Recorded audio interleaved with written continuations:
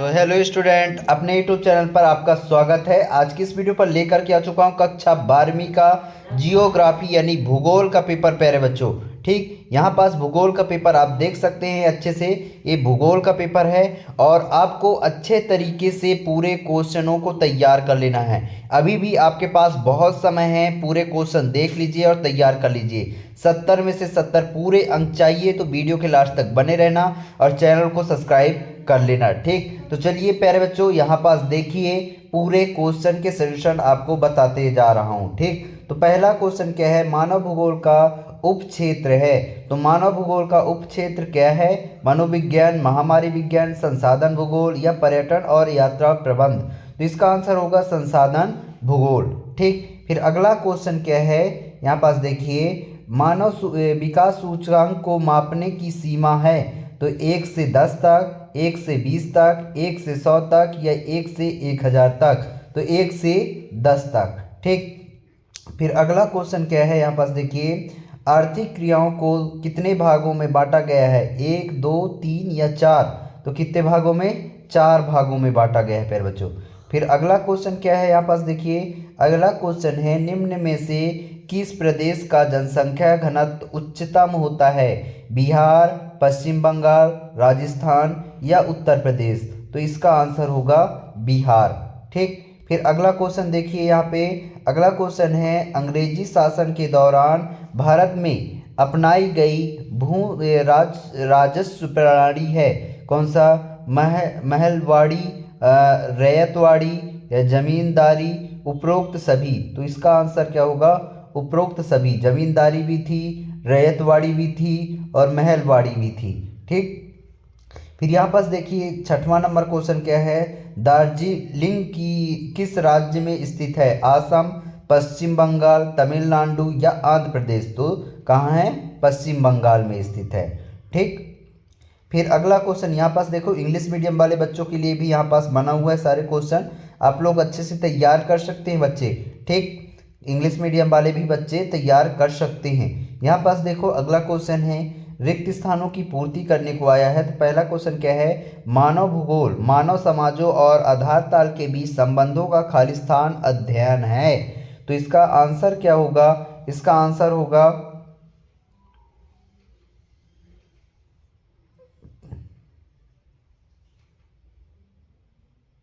इसका मुझे नहीं पता है प्यारे बच्चों, आगे चलते हैं। जनसंख्या वितरण को प्रभावित करने वाले सबसे प्रबल कारक भौतिक पर्यावरण है। कैसा, कौन सा है? भौतिक,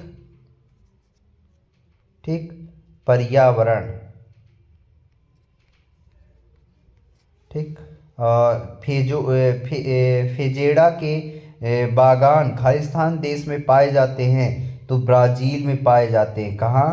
ब्राज़ील। ठीक, फिर यहाँ पास देखो, ग्रामीण बिड़र विपणन केंद्र खालिस्तान बस्तियों का पोषण करते हैं। तो आसपास की ग्रामीण वस्तुएं, कैसे? आसपास की ग्रामीण बस्तियों। फिर ये पनामा नहर में खालिस्तान जल बंधक तंत्र है। तो कौन सा? जल सीढ़ी, जल सीढ़ी बंधक है। ठीक, फिर अगला क्या है, कनाडा की आर्थिक धमनी खालिस्तान है। तो सेंट लॉरेंस नदी, कौन सा है? सेंट लॉरेंस नदी। ठीक, फिर अगला क्वेश्चन यहाँ पास देखिए, खालिस्तान वगैरह सारी चीज़ें दी गई हैं। फिर यहाँ पास देखिए सही जोड़ी, सही जोड़ी में प्यारे बच्चों मैं यहाँ पास आपको बताते जा रहा हूँ, आप इसको लगाते जाइएगा। भूगोल में क्षेत्रीय विभेदन, तो इसका हो जाएगा 2014। फिर जापान, ओसाका प्रदेश, कैसा है? ओसाका प्रदेश। ठीक, फिर अगला क्या है, यहाँ पास देखो, यूरेशिया, यूरेशिया का क्या हो जाएगा? तो यहाँ पास देखिए यूरेशिया का हो जाएगा ये वाला तीसरा नंबर। ठीक, द नंबर स्टेपीज। ठीक, फिर अगला क्या है, सोवियत संघ का क्या होगा? इसका हो जाएगा ये वाला। ठीक, ई वाला।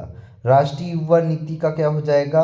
यहाँ पास देखिए 1930 दशक, ये वाला, ये 5वां नंबर। इस तरीके से आपको सही जोड़ी का मिलान कर लेना है। ठीक, फिर यहाँ पास देखिए सत्य सत्य आपको बताना है, तो सत्य सत्य का यहाँ पास आंसर बताते जाइएगा। पहला क्या है, विकसित देशों में विकासशील देशों की तुलना में जनसंख्या वृद्धि अधिक होती है, असत्य। ठीक, डेयरी कृषि का कार्य नगरों एवं औद्योगिक केंद्रों से दूर किया जाता है, असत्य। स्मार्ट सिटी मिशन का संबंध शहरों से है, सत्य। देश के कुल चाय उत्पादन में असम राज्य प्रथम स्थान पर है, सत्य है। धरातली एवं भौम जल का सबसे अधिक उपयोग कृषि में होता है, सत्य है। ठीक, तेलंगाना मैग्नीज उत्पादन में प्रथम स्थान पर है, ये असत्य है, प्रथम स्थान पर नहीं है तेलंगाना। फिर अगला क्वेश्चन क्या है प्यारे बच्चों, यहाँ पास देखिए अगला क्वेश्चन, एक वाक्य में उत्तर देना है आप लोग को। तो पूरा यहाँ पास मैं आपको बताते जा रहा हूँ, बताते जाइएगा। स्थानांतरी कृषि को उत्तर पूर्वी भारत में किस नाम से जाना जाता है, तो झूम खेती। किस नाम से, झूम खेती के नाम से। भारत का सबसे कम जनघनत्व वाला प्रदेश का नाम कौन सा है, अरुणाचल प्रदेश, अरुणाचल प्रदेश।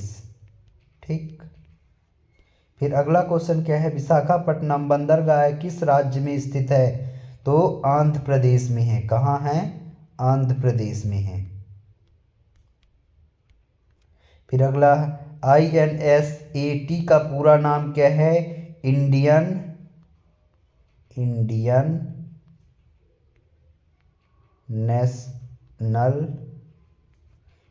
नेशनल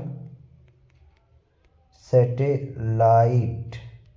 ठीक, फिर यहाँ पास देखिए अगला क्वेश्चन क्या है, भारतीय रेल को कितने मंडलों में विभाजित किया गया है, तो 18 मंडलों में विभाजित किया गया है। ठीक, फिर अगला क्वेश्चन यहाँ पास दिखाता हूँ, मानव भूगोल के 2 उप क्षेत्रों के नाम बताने हैं। 2 नंबर का क्वेश्चन है प्यारे बच्चों, बहुत ही सरल क्वेश्चन है। अगला क्वेश्चन यहाँ पास देखिए, मानव भूगोल की एक मान्य परिभाषा लिखिए। और 7वां क्या है, जनसंख्या वृद्धि को निर्धारित करने वाले कारक बताइए। 2 नंबर की क्वेश्चन है। इसके 8वां में क्या है, अशोधित जन्म दर से क्या अभिप्राय है। ठीक, और 18वां क्वेश्चन देख लेते हैं, प्रवास के प्रति कई में कोई 2 कारक लिखिए। 2 नंबर का क्वेश्चन है। और इसके 8वां में है, मानव विकास के उपागम लिखिए। तो इन सभी के आंसर दिखाता हूँ यहाँ पास आप देख सकते हैं। क्वेश्चन क्रमांक 6वें का उत्तर है, मानव भूगोल के 2 उप क्षेत्रों के नाम, तो सामाजिक भूगोल और आर्थिक भूगोल। इसको आप लिख लीजिएगा। फिर मानव भूगोल के एक मान्य परिभाषा कौन सा है, ये मान्य परिभाषा है। इसको आप देख सकते हैं अच्छे से और याद भी कर सकते हैं। ठीक, ये आएगा ही आएगा प्यारे बच्चों पेपर में। ये वाला अक्सर पूछा जाता है कि जनसंख्या वृद्धि को निर्धारित करने वाले कारक कौन कौन सा है, जन्म दर, मृत्यु दर, प्रवास और स्वास्थ्य सुविधाएं। ये सभी क्या है, जनसंख्या वृद्धि को निर्धारित करने वाले कारक हैं। तो इसको आप अच्छे से याद करके जाना बच्चों, क्योंकि ये अक्सर पूछा जाता है क्वेश्चन। ठीक, अगला क्वेश्चन क्या है, अशोधित जन्म दर से क्या अभिप्राय है, तो ये अशोधित जन्म दर का आंसर है। फिर प्रवास के प्रति कई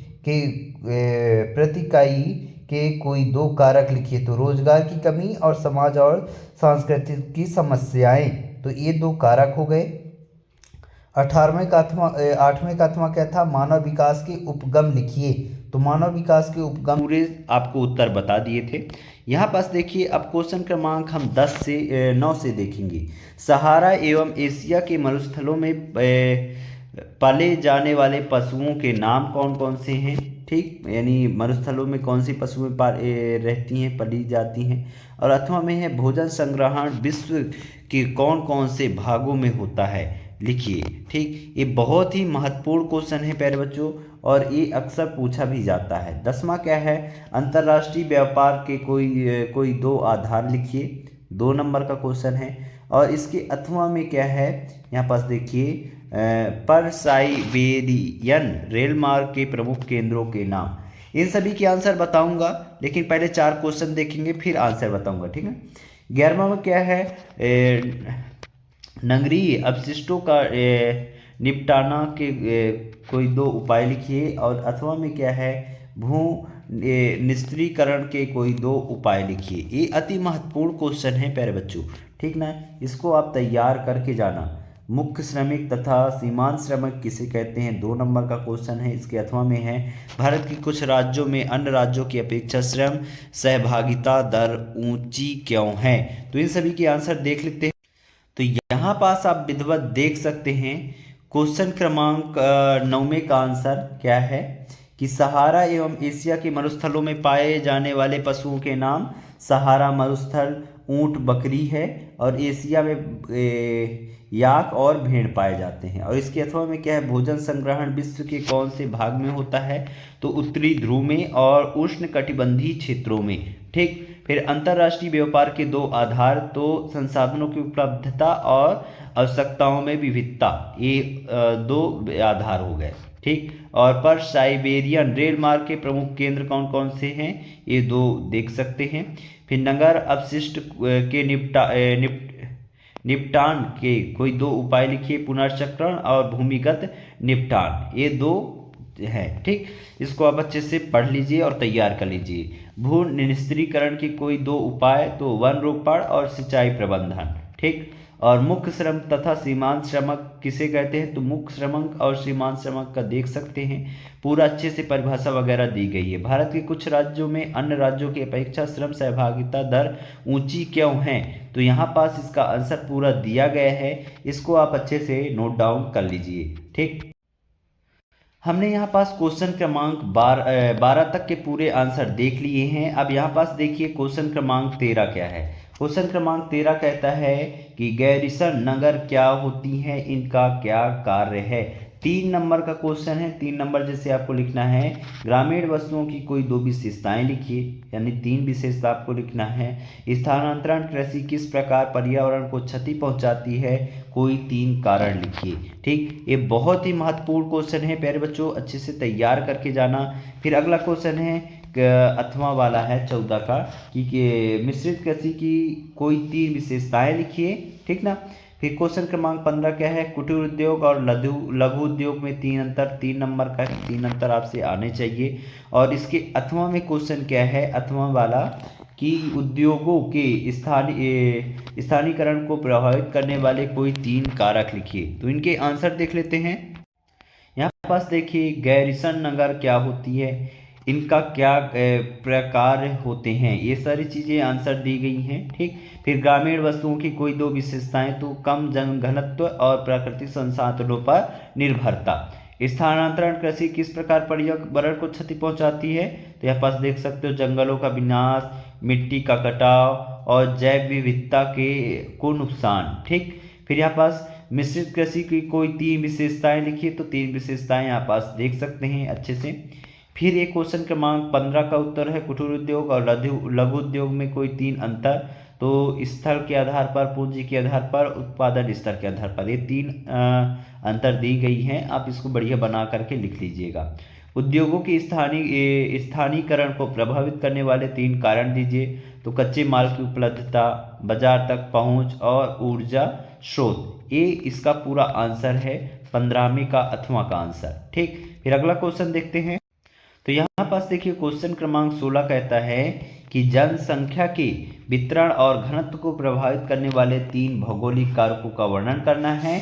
और इसके अथवा में क्या है, कृषि सेक्टर में भारतीय श्रमिकों का सर्वाधिक अंश संग्रह है, स्पष्ट करना है, ठीक। बहुत ही महत्वपूर्ण क्वेश्चन है प्यारे बच्चों, ठीक। अगला क्वेश्चन क्या है, भारत में कृषि उत्पादन को बढ़ाने के लिए किए गए उपाय बताइए। 4 नंबर का क्वेश्चन है, अति महत्वपूर्ण क्वेश्चन है, अच्छे से तैयार करके जाना, ठीक। फिर अगला क्वेश्चन देखो, सरल पोषण विकास को बढ़ावा देने के उपाय को समझाना है, ठीक। अगला क्वेश्चन है, खनिज संसाधनों के संरक्षण के कोई 4 उपाय को समझाना है। और इसके अथवा में है, भारतीय कृषि की कोई 4 समस्याओं का वर्णन करना है, ठीक। फिर अगला है, विश्व सीमांकन मानचित्र पर निम्नलिखित को दर्शाना है, ठीक, इनको दर्शाना है।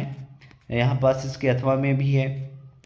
फिर ये भारत के सीमांकन मानचित्र को दर्शाना है। भारत का मानचित्र हो तो ये सारे छोटा नागपुर, पश्चिमी, नई दिल्ली, ये सारी चीज़ें आपको दर्शानी है। ये अथवा में भी देख सकते हैं, भारत के सीमांकन मानचित्र निम्नलिखित दर्शाना है। तो ये सारी चीज़ें बहुत ही महत्वपूर्ण है प्यारे बच्चों, तो इनको आप अच्छे से तैयार कर लेना। इनकी आंसर देख लेते हैं।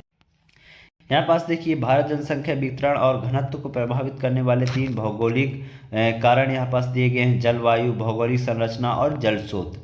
और कृषि सेक्टर पर यहाँ पास देख सकते हैं, रोजगार का मुख्य साधन, आजीविका का आधार, ये सारी चीज़ें हैं। कम औद्योगिकीकरण, ये सारे चीज़ें हैं। ठीक, तो यहाँ पास देखिए अगला क्वेश्चन, भारत में कृषि उत्पादन को बढ़ाने के लिए किए गए उपाय को समझाना है। तो हरित क्रांति, सिंचाई सुविधाओं में सुधार, मशीनीकरण, ऋण सुविधा, ये सारी चीज़ें हैं। सतत पोषण, विकास को बढ़ावा देने वाले उपायों को समझाना है। पुनर्चक्रण, नवीकरणीय ऊर्जा का उपयोग, संवहनी कृषि, जैव विविधता संरक्षण, ये सारी चीज़ें महत्वपूर्ण है बच्चों। ठीक, अगला क्या है, कृषि संसाधनों के संरक्षण के कोई 4 उपायों का समझाना है। वैकल्पिक संसाधनों का उपयोग, खनिजों का पुनर्चक्रण, संवेदनशील खनन और जनसंख्या जागरूकता, और यह ही महत्वपूर्ण है। ठीक, और ये मानचित्र वगैरह आपको मानचित्र मिलेगा तो उसमें आप दर्शा लीजिएगा। इस तरीके से हमने सारी चीज़ें आपको बता दी हैं। आशा करता हूँ आपको पेपर बहुत अच्छे से जाएगा। प्यारे बच्चों, मिलते हैं अगले वीडियो के साथ, तब तक के लिए जय हिंद, जय भारत।